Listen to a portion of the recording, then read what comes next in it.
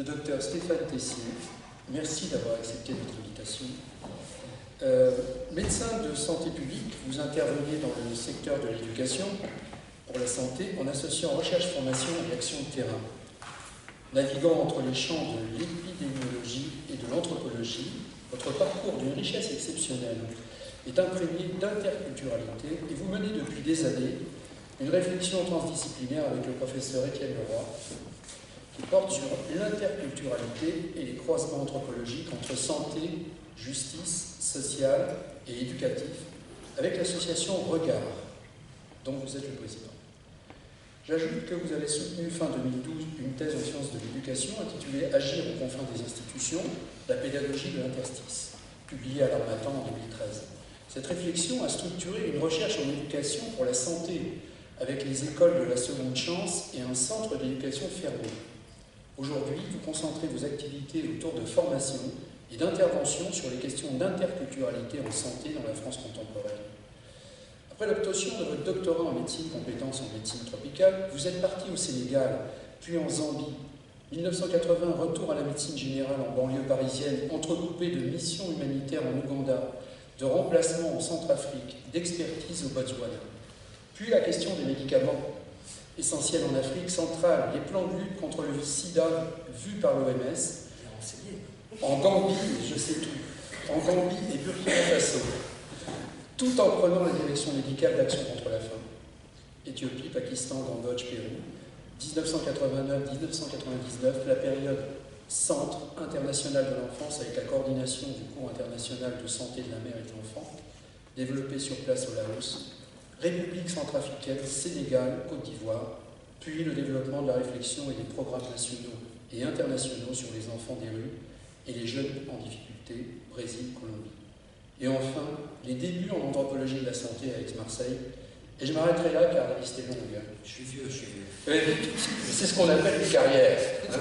C'est ce qu'on appelle une carrière. Vous êtes également l'auteur de nombreux ouvrages, parmi lesquels les éducations en santé, éducation pour la santé et éducation thérapeutique du patient, éducation à porter soins et secours, édité chez Malvern en 2012, éducation, santé et précarité, la pédagogie de l'interstice, Paris, publié chez l'Harmattan en 2013, et cette année, l'interculturalité dans le quotidien professionnel, Paris, l'Harmattan 2019. Je suis d'ailleurs venu assister à la présentation de ce dernier livre chez l'Harmattan.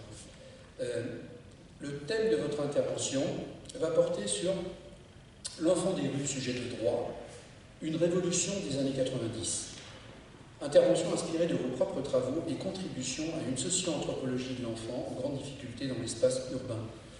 Aussi, cher Stéphane, je vous remercie à nouveau d'avoir accepté notre invitation et je vous laisse la parole. Alors, merci beaucoup de m'avoir invité, merci beaucoup de me donner la parole. Effectivement, moi je ne suis pas juriste, donc je ne vais pas du tout parler de ces questions d'application dans le droit, mais de l'expérience de la première décennie de la CIDE, comme on l'appelait vulgairement, la Convention internationale des droits de l'enfant, que j'ai passée au Centre international de l'enfance, comme André Charles a eu l'amabilité de le souligner.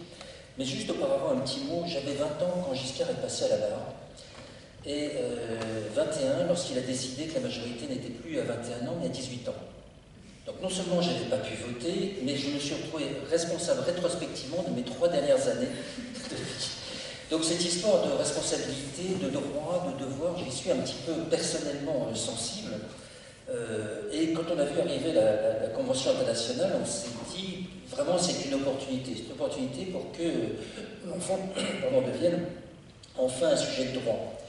Et pour poursuivre la réflexion, évidemment, qui a été dite par Mme Avenard tout à l'heure sur Rousseau, Foucault, mais aussi un ouvrage que j'aime bien de Pascal Garnier, qui ciblait les préoccupations des siècles sur l'enfance, marcher au XVIIIe siècle, travailler au XIXe, nager au XXe siècle. Et bien, au XXIe, ça pourrait être un être politique, l'enfant comme un être politique.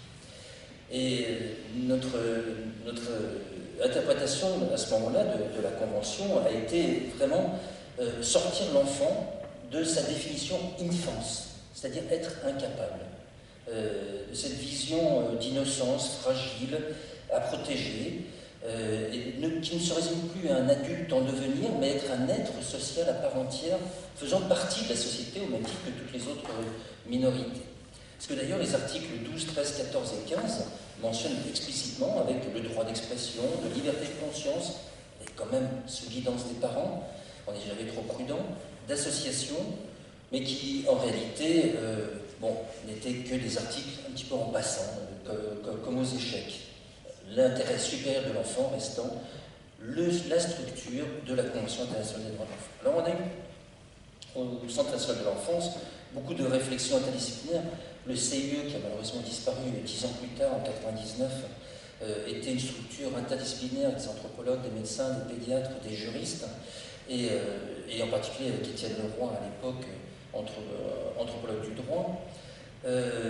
Et nous avons essayé aussi de mener une réflexion sur la véritable internationalisation, la légitimité de l'internationalisation de cette vision de l'enfant comme un sujet de droit. En savoir, est-ce que toutes les cultures, toutes les façons d'être au monde, toutes les façons d'envisager la relation de l'individu par rapport à son environnement social et de l'enfant par rapport à son environnement adulte se valent? Et est-ce que cette Convention internationale des droits de l'enfant n'était pas un processus, pour caricaturer, pour aller très vite, parce qu'il faut aller très vite, parce que je pense qu'on ferme à 5 heures, donc est-ce que ce n'est pas une vision un petit peu coloniale, où l'Occident essaye d'imposer sa façon de voir le monde? Alors, malgré cette précaution qui quand même nous a taraudé, et continue d'ailleurs à nous tarauder, on est allé sur le terrain, avec un certain nombre d'actions, que je décrirai très très rapidement. Le premier où la Convention nous a été très utile, c'est quand on a envisagé le travail des enfants en Égypte, où là effectivement il y a des régulations internationales, et le Bureau international du travail nous a beaucoup aidés, mais la question se posait, est-ce que ces enfants auront accès à une scolarité s'ils ne sont pas au travail? Point d'interrogation. Un deuxième champ, c'était en Indonésie, à Jakarta, où la question des enfants non résidents, un petit peu comme l'apartheid en Afrique du Sud, et leur imposait d'avoir un permis de séjour, et ils n'avaient pas le droit d'habiter sur place. Là aussi, la Convention internationale des droits de l'enfant, avec le droit au logement, nous a servi de levier pour essayer de débloquer cette situation-là.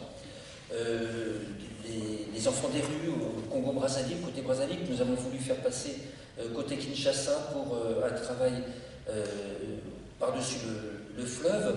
Là aussi, c'était la question d'avoir droit à une identité. Parce que ces enfants des rues pouvaient avoir droit à une identité. Tous ces pays ayant ratifié la Convention internationale nous ont suivis, et c'était très, très, très intéressant. Et puis, en France, alors là c'était en 1994, où on a fait une grande opération à la Grande Halle de la Villette, qui s'appelait les Gamins de la rue, où on a fait venir des enfants des rues d'un petit peu partout de ces différents terrains, partager avec les jeunes et les enfants en difficulté en France l'expression artistique. Et l'expression artistique comme un outil qui leur permettait de surmonter les écueils liés à la culture, liés à la langue, liés à tous les différents obstacles qu'on pouvait imaginer. À l'époque, il n'y avait pas Internet, je me rappelle, c'était au millénaire dernier.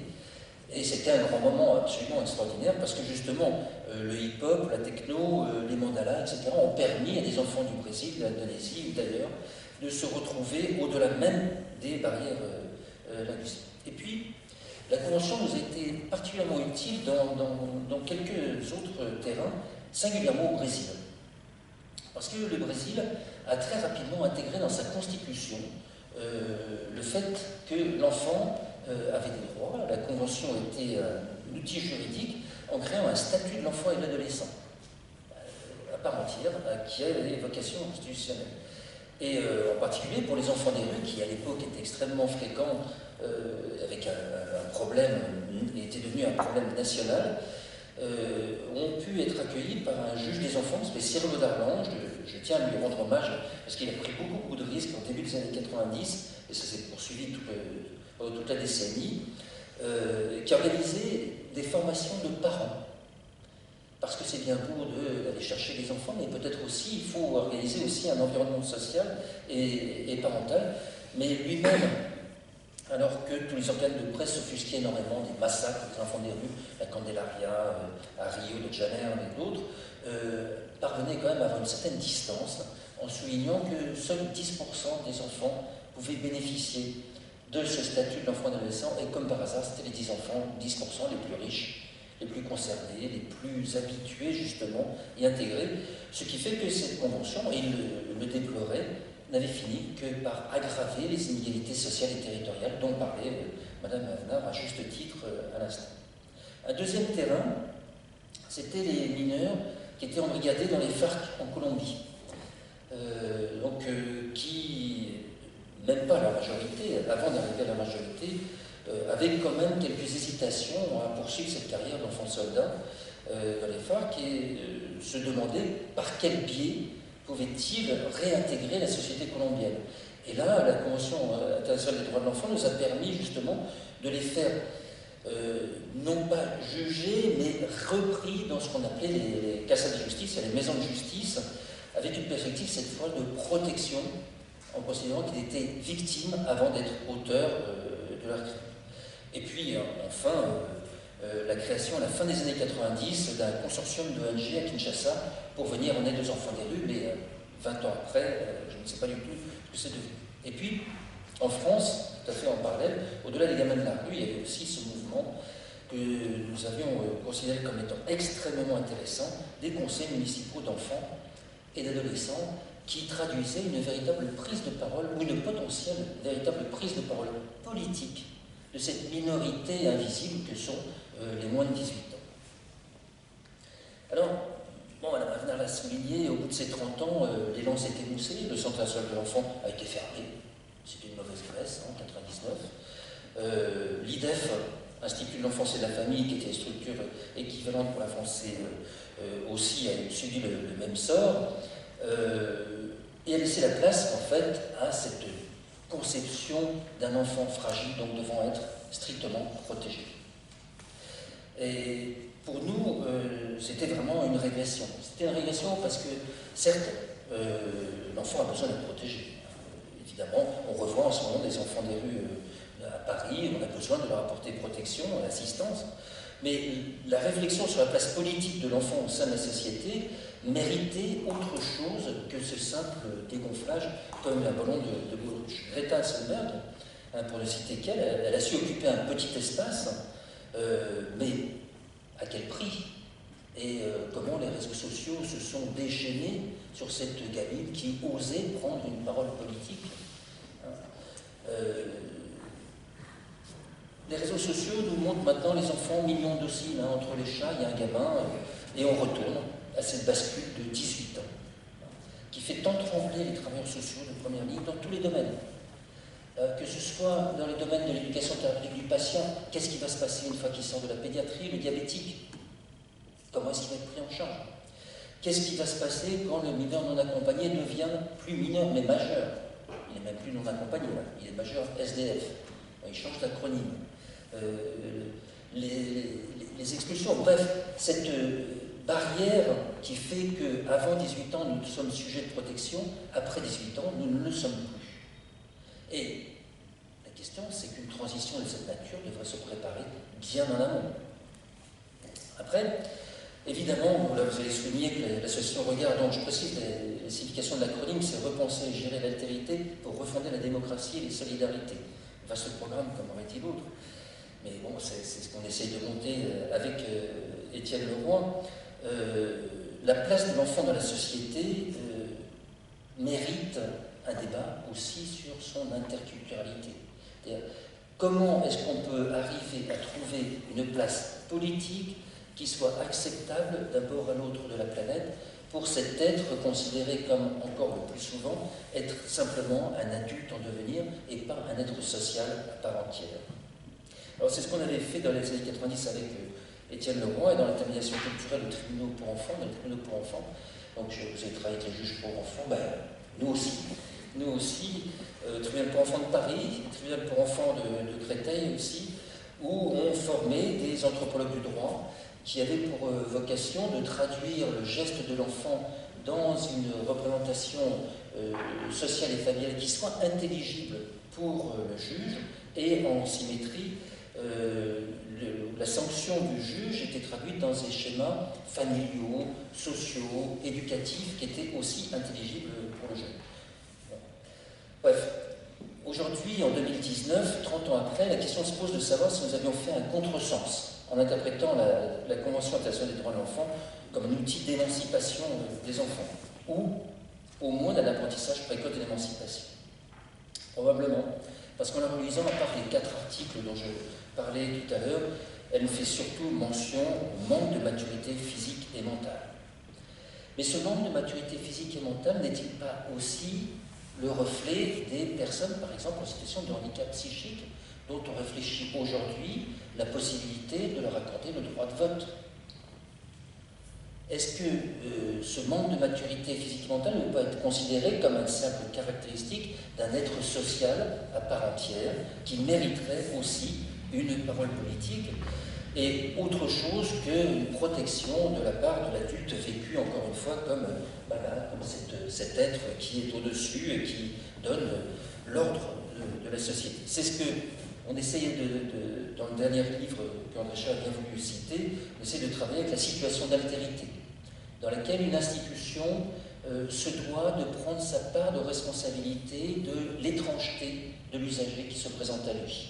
Et au lieu que l'usager, donc en l'occurrence l'enfant, comme il a été dit tout à l'heure, doit impérativement s'adapter aux institutions qui lui sont proposées, école maternelle au premier chef, mais pas simplement, eh bien, c'est l'institution qui doit se dire « je suis face à une situation d'altérité dont je porte à part entière la responsabilité », à moins de mettre en œuvre des moyens pour que cette situation d'altérité ne porte pas préjudice uniquement à l'usager et que je le fasse. C'est tout à fait le travail qu'on menait dans les tribunaux pour enfants en mettant en place ces intermédiateurs culturels.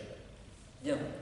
Pour conclure, parce qu'il faut aller vite, il faut rattraper le temps, la question qui se pose 30 ans après, pour les prochaines 30 années, ne faudrait-il pas revisiter cette convention dans la perspective d'émancipation des jeunes générations à l'égard d'adultes qui sont prompts à prendre le pouvoir mais pas à le partager, et en faire une minorité sociétale qui enfin puisse prendre une parole politique?